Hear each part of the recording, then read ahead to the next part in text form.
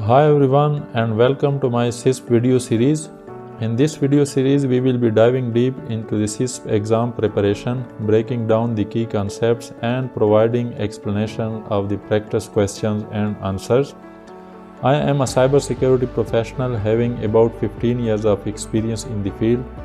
I have obtained over a dozen international certifications including the CISSP, CCSP and CISA. I am glad to share my knowledge and experience with you guys through these videos. In today's video, we will be tackling 50 questions from Domain 8 of the CISSP exam, Software Development Security. So grab your notes and let's break down these questions to help you on your CISSP journey. Don't forget to like, subscribe and hit that notification bell for more content like this. So let's get started. CISSP Domain 8 Software Development Security. Question number 1. Which of the following is not a reliable defense against SQL injection attacks?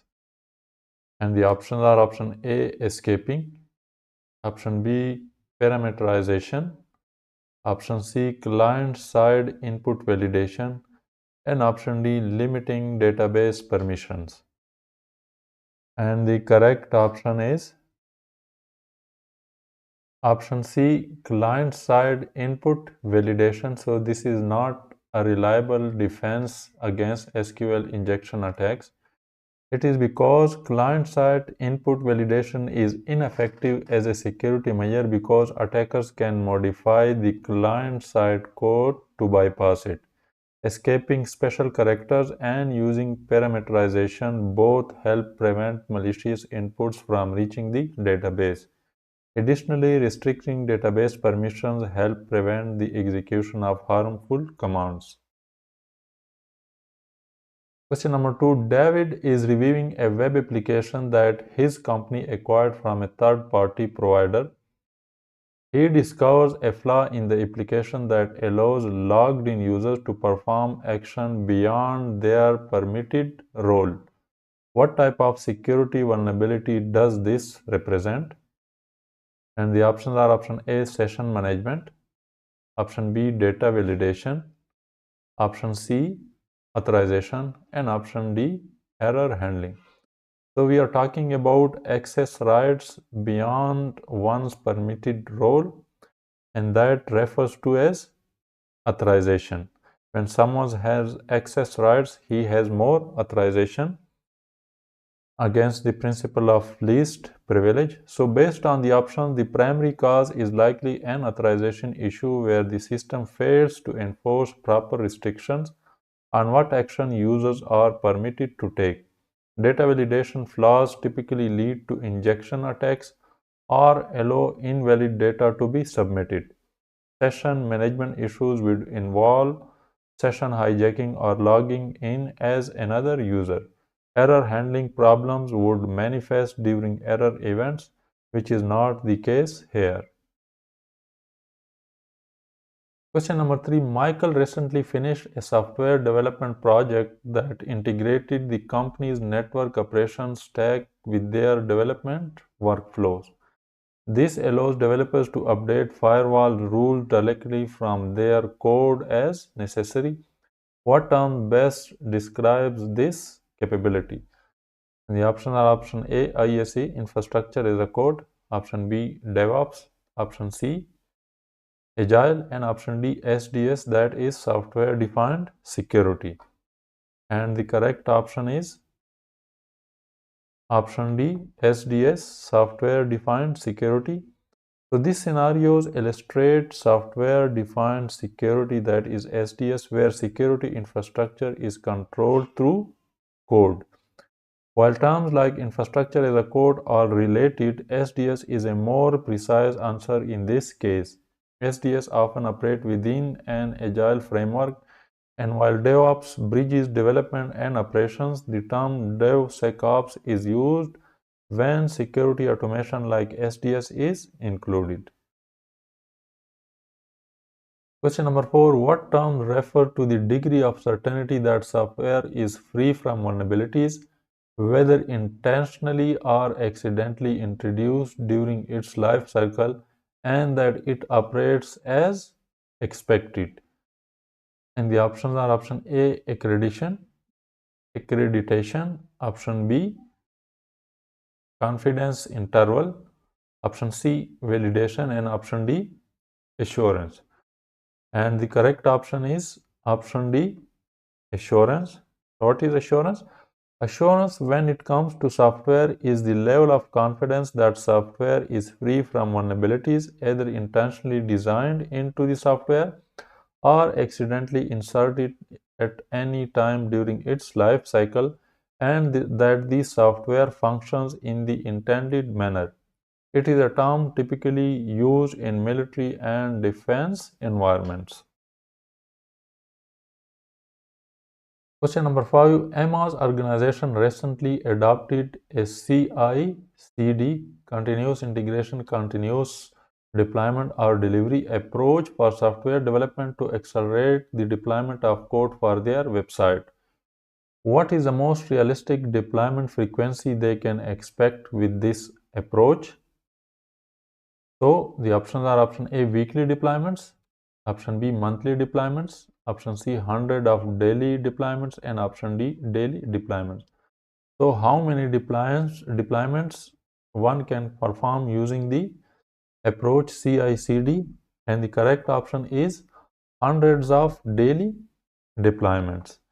So when organizations embrace a continuous integration, continuous delivery methodology for software development, they can deploy code at a remarkably fast pace.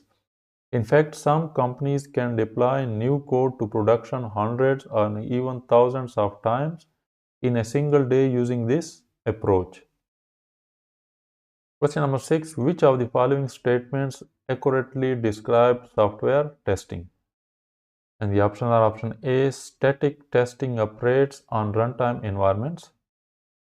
Option B, static testing conducts code analysis. Option C, dynamic testing utilizes automated tools, whereas static testing does not. And option D, static testing is a more critical technique than dynamic testing. And the correct option is that static testing conducts code analysis. So static testing involves analyzing code without executing it, typically in an offline manner. In contrast, dynamic testing assesses code within a runtime environment. Both static and dynamic testing can utilize automated tools, and both play vital roles as security testing techniques. Question number 7. Which of the following statements is accurate regarding heuristic-based anti-malware software? And the options are option A, it has a lower false positive rate than signature detection. Option B, it needs regular definition updates to identify new malware.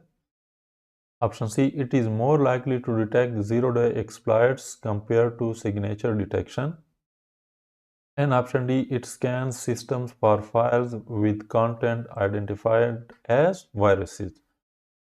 And the correct option is that the heuristic-based anti-malware software is more likely to detect zero-day exploits compared to signature detection. So heuristic-based anti-malware software is more likely to identify zero-day exploits compared to signature-based method.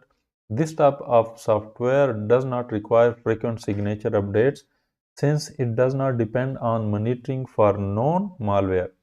However, a trade-off with this approach is that it generally has a higher false positive rate than signature detection techniques. Question number 8. Michael manages the accounting systems for his company. The morning after a critical employee was terminated, he noticed that systems were mysteriously losing data. Michael suspects that the dismissed employee may have tampered with the system before leaving. What type of attack should Michael consider? And the options are option A, SQL injection, Option B, privilege escalation. Option C, logic bomb. And option D, remote code execution. So this type of attack, which occurs at a specific time or when specific conditions are met, is known as logic bomb. So Michael is having a logic bomb condition or logic bomb attack. So the key detail in this scenario is that Lucas suspects the tampering occurred before the employee's departure, indicating the presence of a logic bomb. This type of attack involves malicious code that remains inactive until specific conditions trigger it. In contrast, the other attack types listed, such as privilege escalation, SQL injection, and remote code execution, are typically executed in real time. So, this is basically Michael. Question number 9. David is a software developer actively coding for an application. In which phase, we are talking about actively coding, in which phase of the Agile process is he currently engaged? So Agile has these stages. So in which phase actively coding is done? And the options are A, planning, B, development, C, sprints, and D, deployment. And the correct option is that during the sprint, the code is actively developed. So Chris is in, again this is David, sorry for the misspelling. So David is in the agile sprint phase where he is likely developing code based on the user stories. The planning phase involves gathering stakeholder stories, preparing designs, and creating test cases. The deployment phase encompasses the actual rollout of the application along with further verification and testing. Question number 10. Which of the following tools is frequently utilized by software developer to interact with and manage code stored in code repository? And the options are option A, LSOF, option B, grep, option C, Git, and option D, GCC. And the correct option is option C, Git. So Git is a widely used version management tool that allows developers to interact with code repositories such as those hosted on GitHub. In contrast, grep is a command line utility for searching files for specific content. ISOF lists open files on a system, and GCC is a compiler for the C programming language that converts source code into executable code. Question number 11. Mark is developing a software program that computes the sales tax for online purchases from different regions.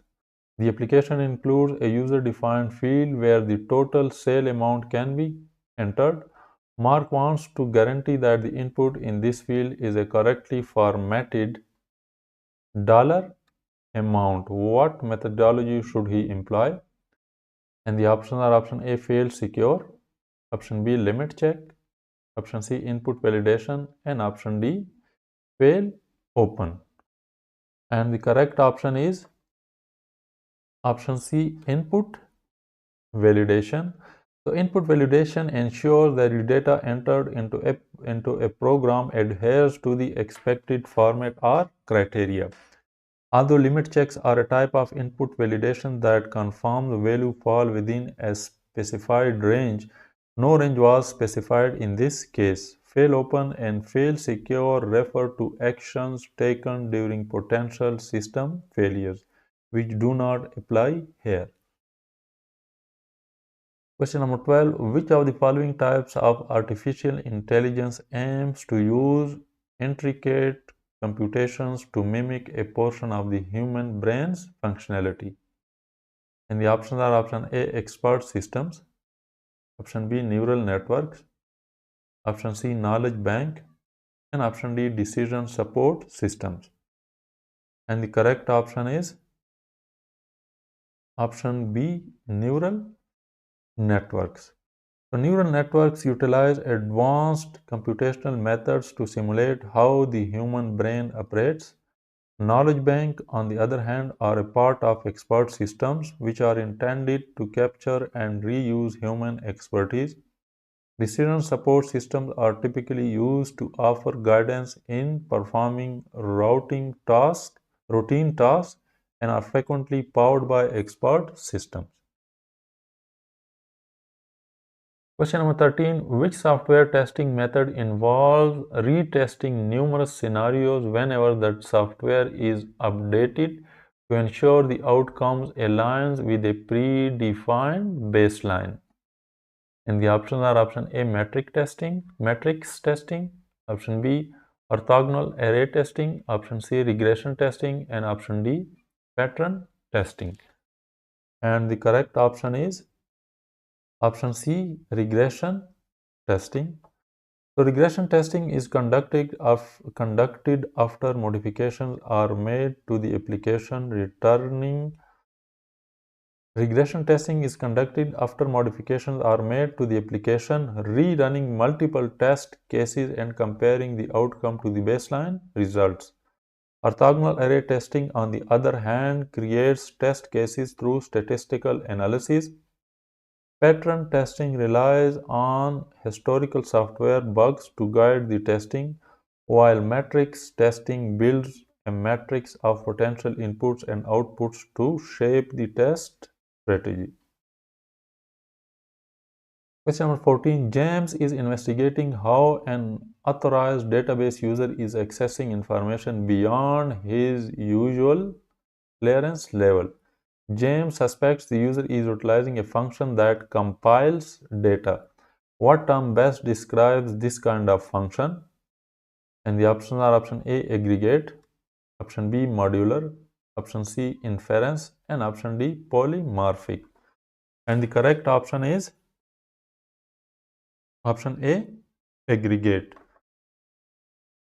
So the aggregate function compile large sets of data and output only summary information. However, if designed improperly, these functions may inadvertently expose sensitive details. Question number 15. Which of the following change management process is initiated by users rather than developers? And the options are option A, release control, option B, design review, option C, change control, and option D, change request. And the correct option is option D, change request. So the request process starts with a feature request made by the user.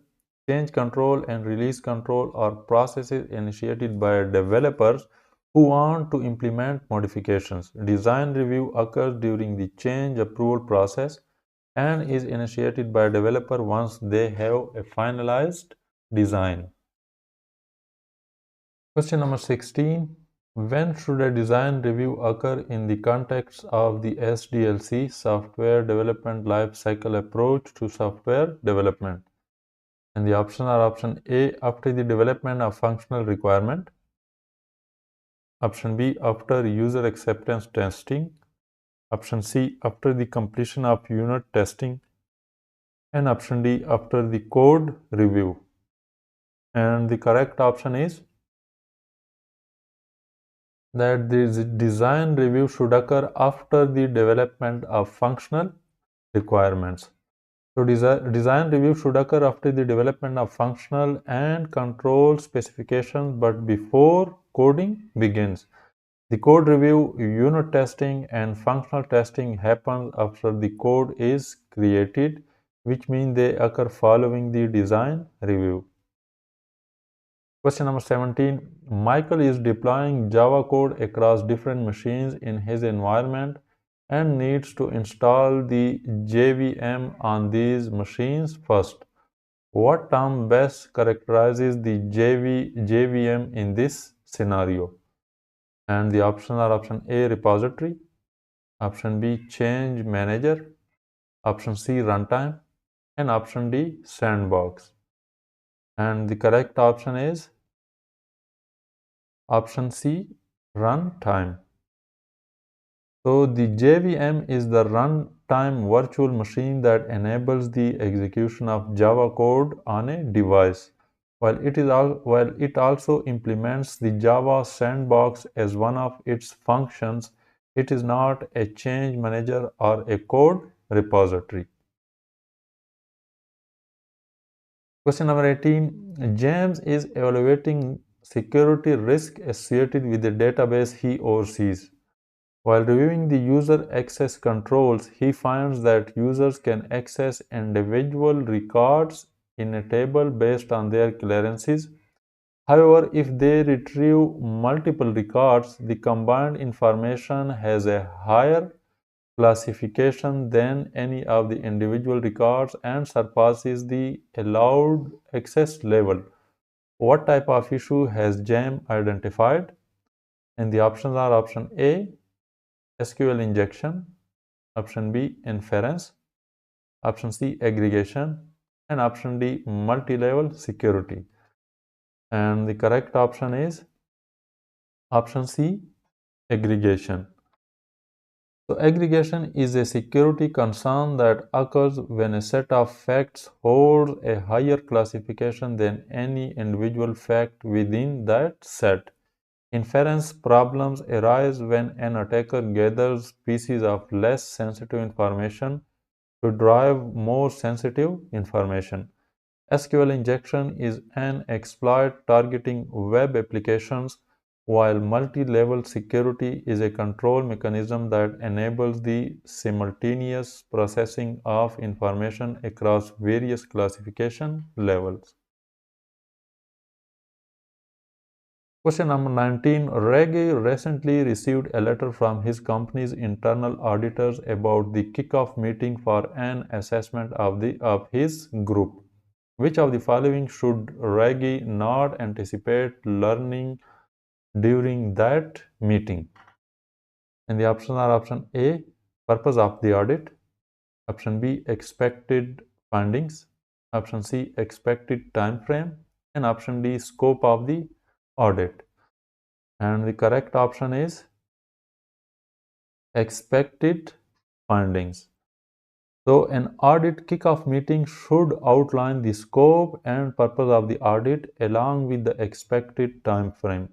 However, auditors should not enter an audit with preconceived notions about what they will find, as the findings should solely emerge from the results of the audit examinations.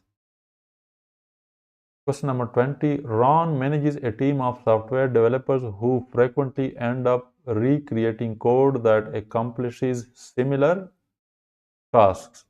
Which software development tool could be utilized to effectively resolve this issue?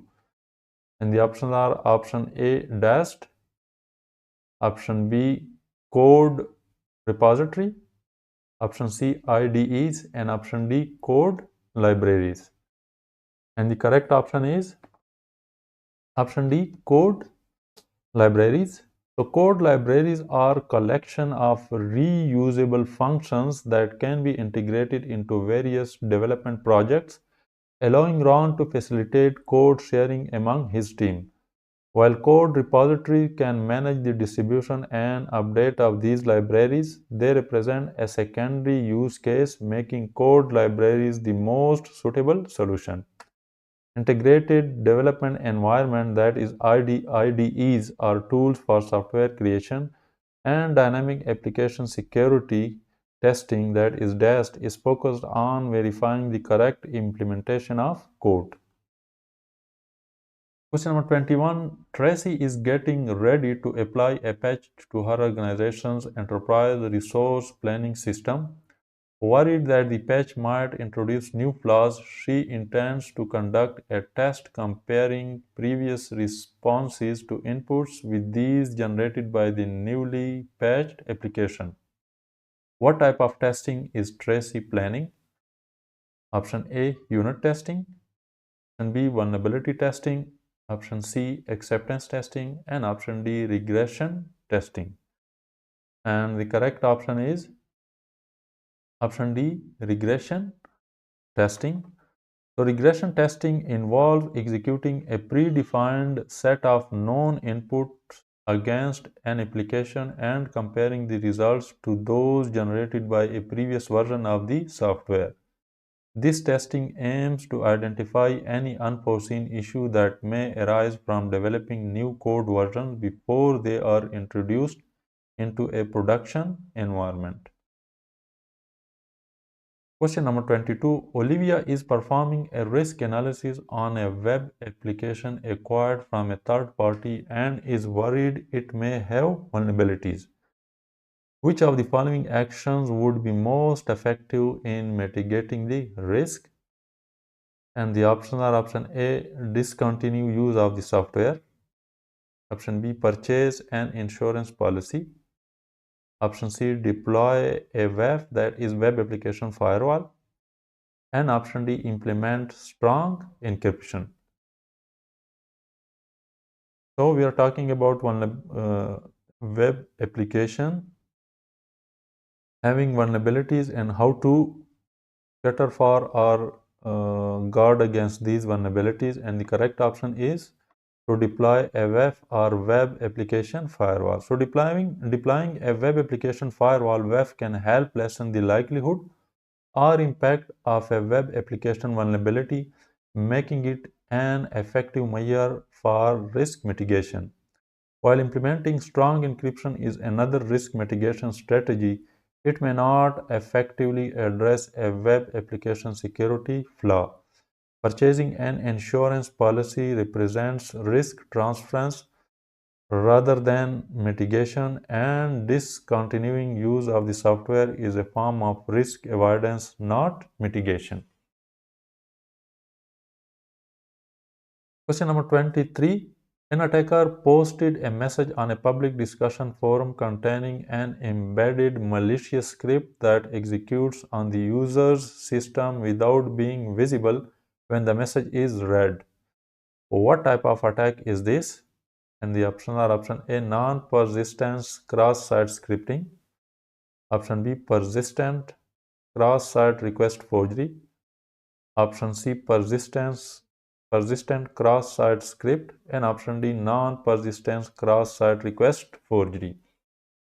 And the correct option is option C, persistent cross-site script. What is persistent cross-site script? Attacks where the malicious user tricks the victim's web browser into executing a script through the use of a third-party site are known as cross-site scripting attacks. This particular attack is a persistent cross-site scripting attack because it remains on the discussion forum until an administrator discovers and deletes it, giving it the ability to affect many users. Question number 24. Brian suspects that a system in her organization might be infected by a macro virus. Which of the following file types is most likely responsible for the infection? And the options are option A, projections.doc, option B, command.exe, option C, command.com, and option D, loopmaster.exe. And the correct option is option A, projections.doc. So macroviruses are most commonly found in office productivity documents such as Microsoft Word documents that end in the .doc or .docx extension. They are not commonly found in executable files with the .com or .exe extension. Question number 25. Jordan recently finished a penetration test on the applications utilized by his organization to manage sensitive information. During the testing, he found a situation where an attacker could exploit a timing condition to manipulate the software into granting unauthorized actions. Which type of attack does this situation represent? And the options are option A, cross-site scripting, option B, pass the hash, option C, SQL injection, and option D, TOU or time of check, time of use. And the correct option is option D, time of check, time of use. So the time of check to time of use attacks exploits timing differences between when a system verifies authorization and software uses that authorization to perform an action. It is an example of a race condition attacks. The other three attacks mentioned do not depend on precise timing. Question number 26. Alex is a software developer who is currently engaged in writing code for an application. Which phase of Agile process is he involved? And the options are option A, deployment, option B, sprints, option C, planning, and option D, development. So we already went through this type of question. When code is actively developed, this process or this phase in the Agile is known as sprint. So Alex is currently in the sprint. So Chris, or we can say Alex is in an agile sprint phase and is likely developing code based on user stories. Planning includes stakeholder stories as well as design and test case preparation. Deployment includes the actual deployment of the application as well as additional verification and testing. Question number 27. Emma is approaching the final phases of testing a new software package. Which of the following types of software testing typically takes place last and is carried out against test scenarios? And the options are option A, user acceptance testing, option B, integration testing, option C, system testing, and option D, unit testing. And the correct option is option A, user acceptance testing. So user acceptance testing, UAT, is typically the last phase of the testing process. It verifies that the solution developed meets user requirements and validates it against use cases. Unit testing, integration testing, and system testing are all conducted earlier in the process leading up to user acceptance testing. Question number 28. Hannah offers a public RESTful API for her organization's data but wants to restrict its usage to trusted partners. She plans to implement API keys. What additional recommendation would you provide Hannah to help minimize potential abuse of the service? And the options are option A, avoid tokens due to bandwidth constraints. Option B, force HTTP only request. Option C, limit request rates. And option D, blacklist HTTP methods such as get, post, and put. And the correct option is option C, limit request rates. So restricting request rates can help prevent the abuse of APIs like the one Hannah is offering. The other suggestions are not advisable. Generally, requests should be required to use HTTPS. Tokens are employed for security through mechanisms like JSON Web Tokens. And while HTTP methods can be restricted, GET, POST, and PUT are among the most commonly used methods for API access and are typically whitelisted rather than blacklisted. Question number 29. Michael is in the process of choosing a new cloud service that will offer object storage for an application his team is developing. What category of cloud service is Michael intending to utilize? And the options are option A, PaaS, platform as a service, option B, IaaS, infrastructure as a service, option C, FaaS, that is function as a service, and option D, SaaS, software as a service. And the correct option is that the object storage is available to user in IaaS, that is infrastructure as a service. Storage is basically an infrastructure component and therefore an object storage service is an example of an infrastructure as a code service cloud, infrastructure as a service cloud service. Software as a service models provide full application managed by the provider. Platform as a service and function as a service approaches allow developers to run their own code on an infrastructure platform managed by the provider. Question number 30. David is trying to determine which testing methodology usually operates without needing access to the source code. Which of the following options fits this criteria? And the options are option A, static testing, option B, dynamic testing, option C, code review, and option D, white box testing. And the correct option is option B, dynamic testing. So dynamic testing is conducted in a black box environment, meaning the testing does not need access to the source code. In contrast, static testing, white box testing, and code review methods all require access to the application's source code. Question number 31. Olivia wants to enhance the protection of the applications developed by her organization against buffer overflow attacks.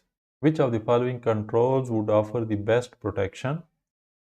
And the options are option A, firewall, option B, input validation, option C, intrusion prevention system, and option D, encryption.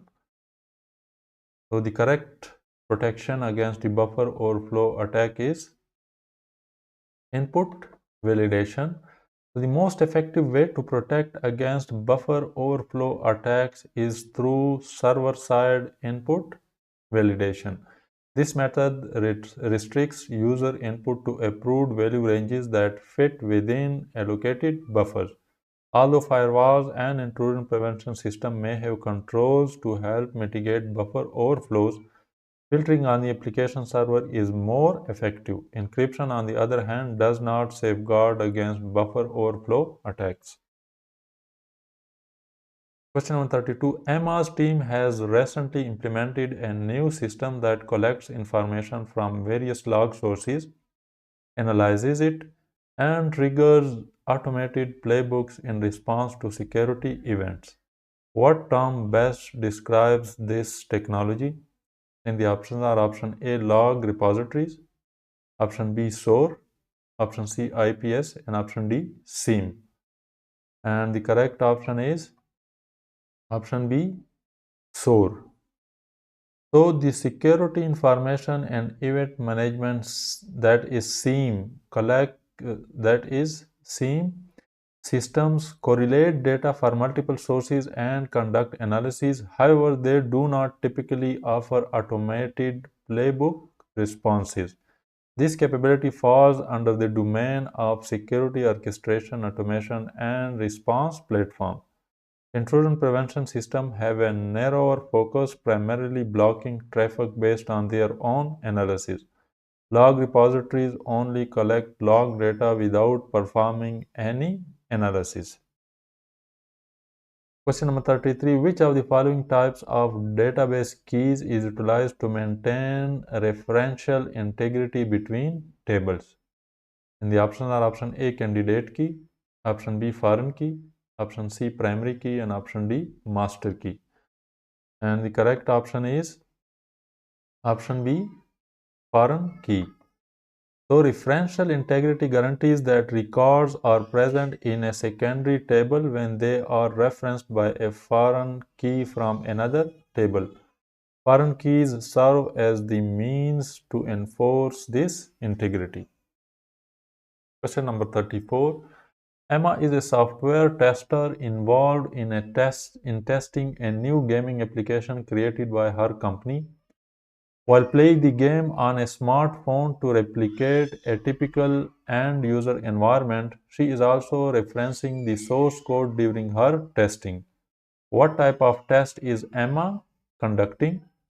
So the key point here is referencing the source code, and the options are option A, white box, option B, black box, option C, blue box, and option D, gray box. And the correct option is option D, gray box. So in gray box test, the tester assesses the software from the perspective of an end user while also having access to the source code during the testing process. White box testing, on the other hand, examines the software from a developer's viewpoint with full source code access. Black box testing focuses solely on the user perspective without any access to the source code. Blue boxes refer to tools used in telephone hacking and are not related to software testing methodologies. Question number 35. Ashley is looking into an incident where a user's account was compromised. The attacker manipulated the user's browser to send an authenticated request to a third-party site by taking advantage of the trust relationships. What type of attack is most likely involved in this scenario? And the options are option A, cross-site scripting, option B, cross-site request forgery, option C, SQL injection, and option D, session hijacking. And the correct option is option B, cross-site request forgery. So cross-site request forgery, that is XSRF or CSRF attacks, take advantage of the trust that websites have in users' browser, trying to compel the browser to send authenticated requests to third-party sites. In contrast, session hijacking focuses on stealing previously authenticated sessions without forcing the browser to make requests. SQL injection targets databases directly via vulnerabilities in web applications. Meanwhile, cross-site scripting involves using reflected input to deceive a user browser into executing untrusted code as if it were coming from a trusted site. Question number 36. Lauren is looking to implement a software review process for her application. Which of the following methods would be most suitable for her, considering that she is a remote worker with varying hours compared to her team? And the options are option A, pass around, option B, pair programming, option C, team review, and option D, Fagan inspection. And the correct option is option A, pass around. So pass around reviews are conducted asynchronously, often via email or a centralized code review system, enabling developers to review code at their convenience. In contrast, pair programming involves two developers collaborating in real time, with one writing code while the other reviews and monitors progress. Team reviews are typically performed in a group setting, and pagan inspections represent a formal review process requiring both the developers and a team to evaluate the code systematically. Question number 37. Hallie is evaluating her organization's code for potential web application vulnerabilities. Which of the following conditions should make an application particularly susceptible to cross-site scripting attack? And the options are option A, input validation, option B, reflected input, option C, unpaged server, and option D, promiscuous firewall rules. And the correct option is option B, reflected input. So cross-site scripting attacks can exploit reflected input in a web application where the input from one user is displayed to another user. Input validation serves as a protective measure against cross-site scripting attacks. Additionally, cross-site scripting does not rely on having an unpaged server or specific firewall rules beyond those that allow access to the web application. Question number 38. Tegan is seeking to enhance his organization's defense against database inference attacks. Which of the following techniques would serve as an effective countermeasure to address these attacks? And options are option A, input validation, option B, parameterization, option C, poly instantiation, and option D, server-side validation. And the correct option is option C, poly instantiation. So poly instantiation enables the storage of various pieces of information in a database at different classification levels, helping to prevent attackers from inferring anything about the lack of information.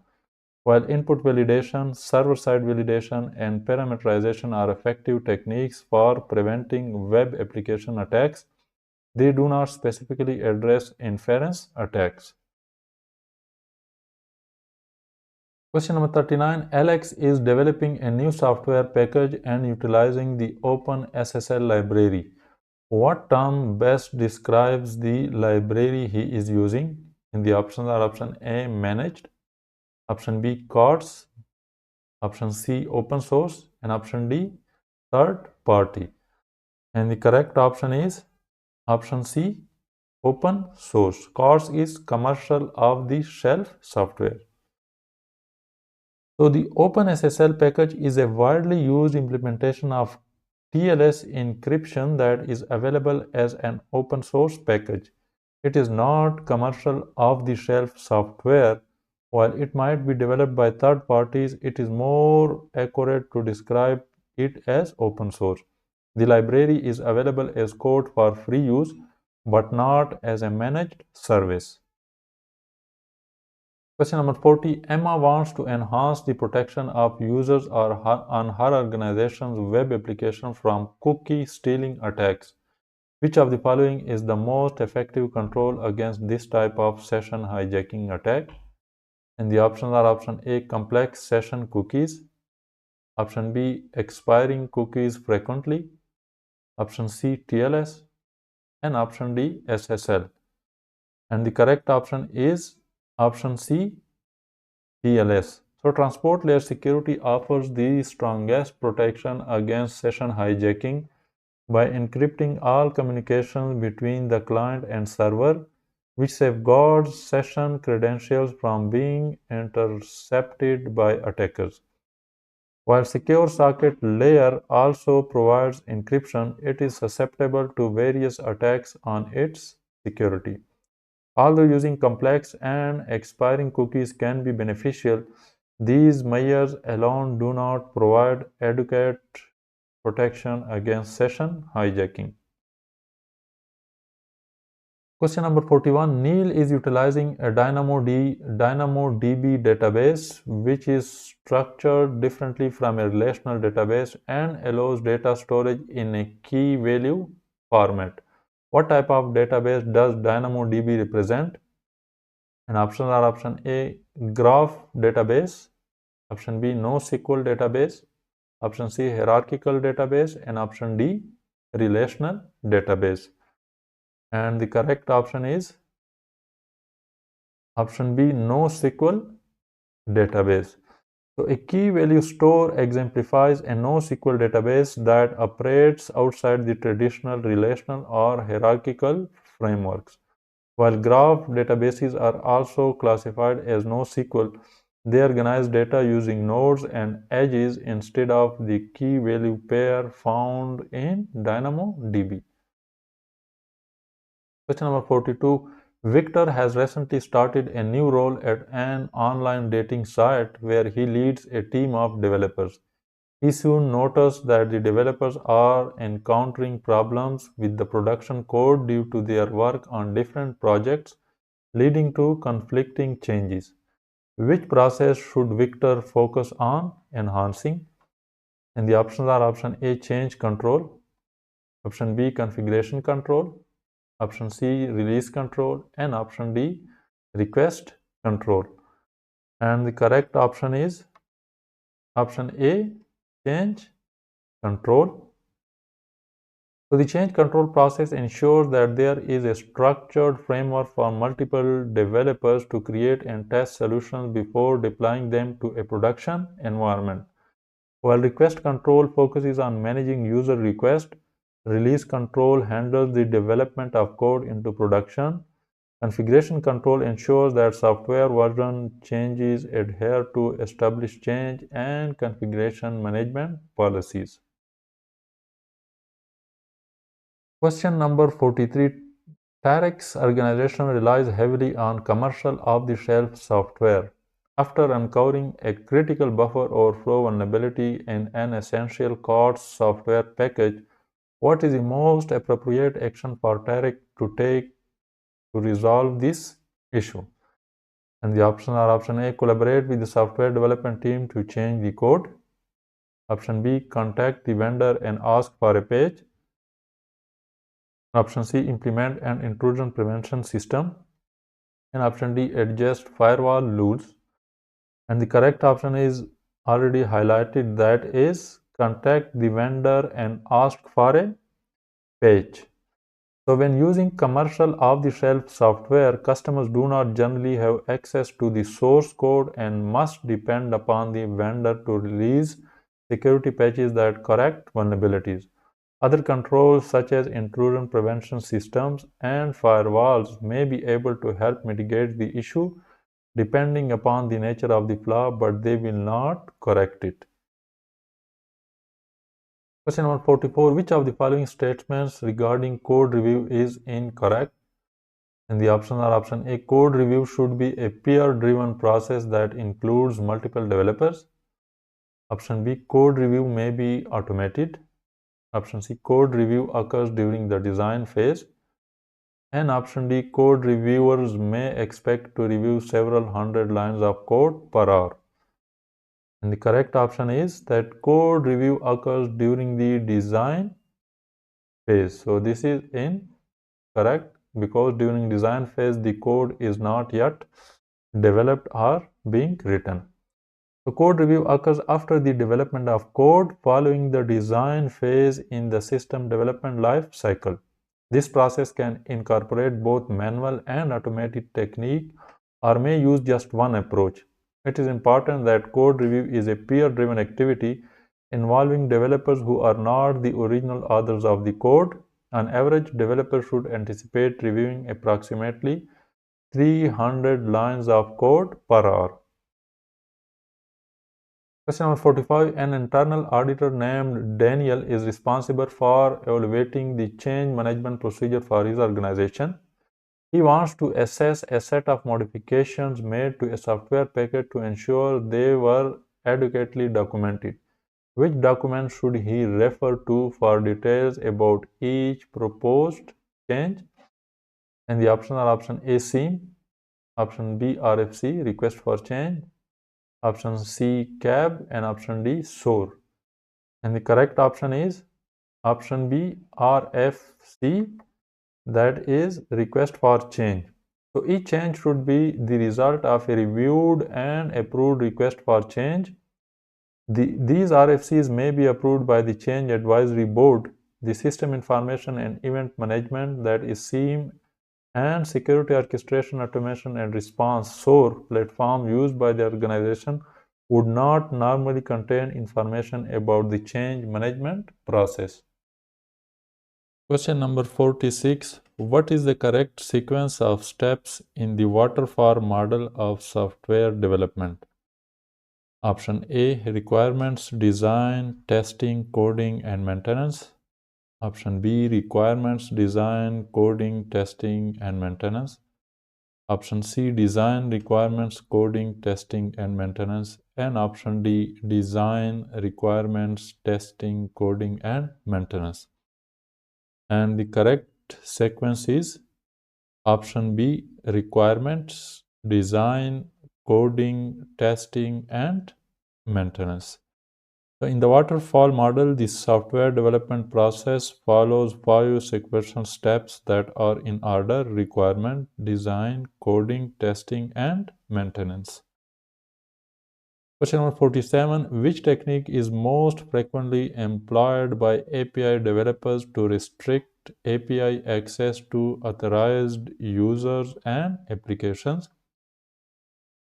And the options are option A, encryption, option B, input validation, option C, API keys, and option D, IP filters.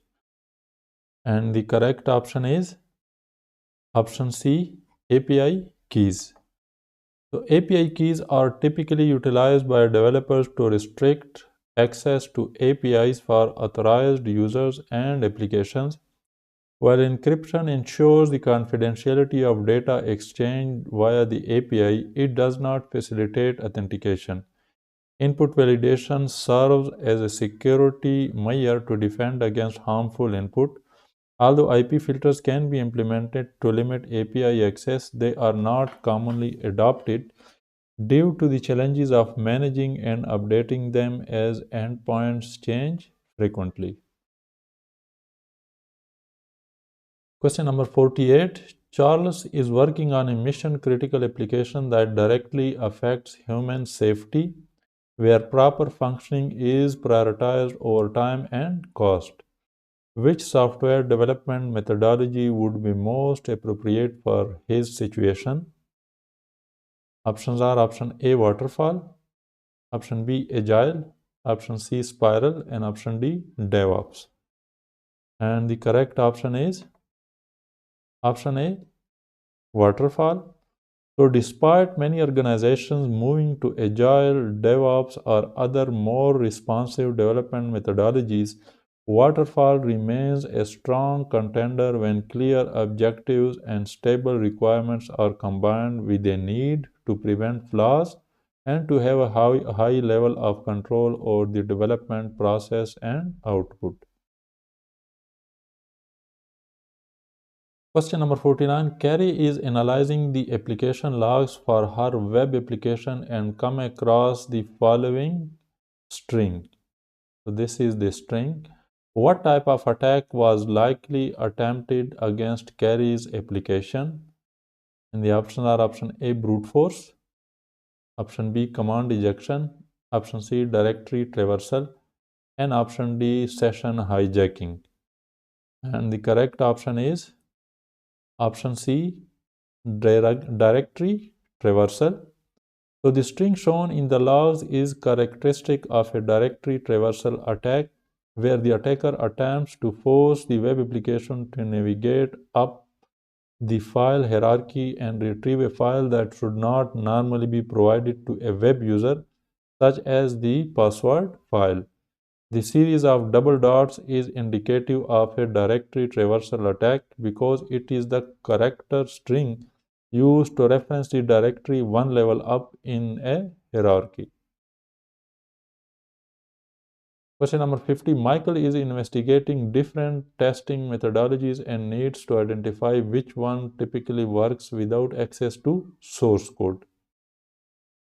And the options are option A static testing, option B white box testing, option C code review, and option D dynamic testing.